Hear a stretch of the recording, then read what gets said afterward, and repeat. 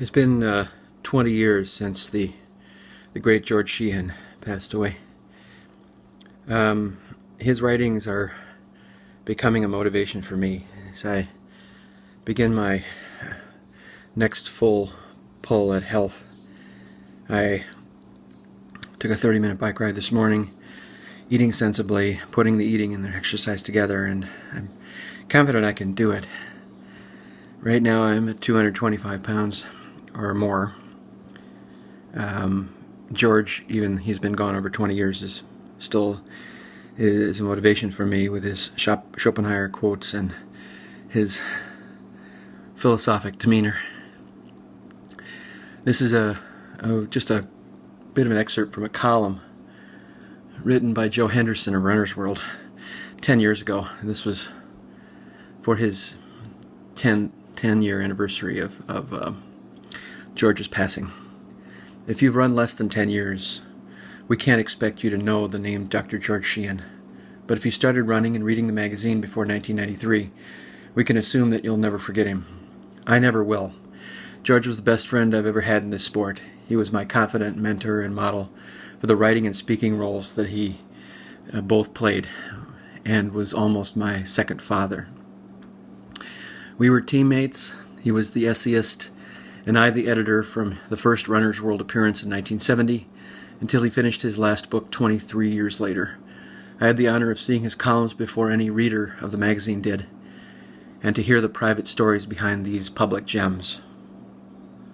The most dramatic of these stories began in 1986 when George stood at the top of his many games. His books, bestseller lists, his columns were the best read feature of the magazine. He also was one of the best-known speakers on running, fitness, sports medicine circuits. He was one of the country's best runners for his age, 67 at the time. Then came the type of medical exam that he'd ordered for his own patients hundreds of times. Came back the chilling report on himself that he'd delivered to others. They had found a growth. He had a cancer of the prostate, and the disease already had spread into his bones beyond the reach of surgery. His first reaction to this diagnosis was to surrender. I planned my will and turned down speaking engagements. He wrote I wasn't sure I'd be around in 3 months to fulfill them. George spoke in Oshkosh at the Student Union at UW Oshkosh. I remember it was in 1985. I missed that speech. I wish I would have gone. He also stopped riding and dropped out of racing when he found the diagnosis, but he soon realized that waiting to die was no way to relive the time. There is nothing more certain than the defeat of a man who gives up, and I might add the victory of one who will not, he wrote of the time. I know that Robert Frost was right. I have promises to keep and miles to go before I sleep. George resumed his full menu of activities while fighting the disease to the standstill for the next 6 years. He delivered hundreds more speeches, ran scores more races, wrote dozens more columns, published 2 more books after the diagnosis.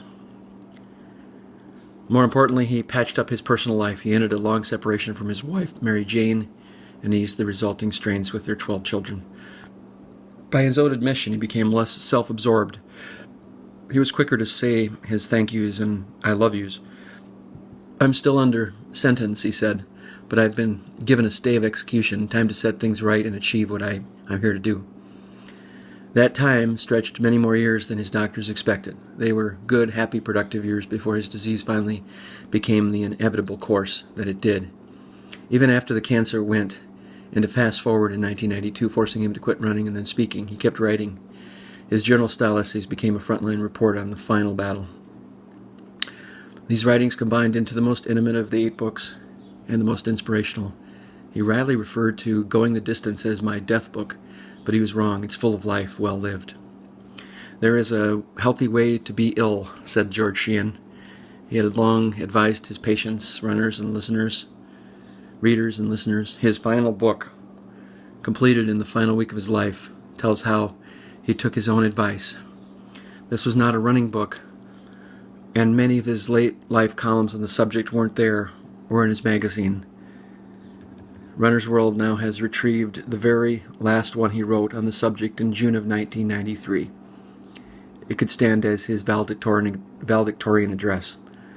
in publication now commemorates the 10th anniversary of his death in 1993, November 1st. I chose instead to celebrate the 85th anniversary of his birth, 4 days later. As long as his writing is read, a part of George Sheehan lives on. There's a neat little link if you Google George Sheehan. There's tons of stuff, of columns that you can find, and I posted some stuff on Facebook today. So, what a great bike ride, and I truly understand how physical fitness can raise one's level of being. R.I.P. George.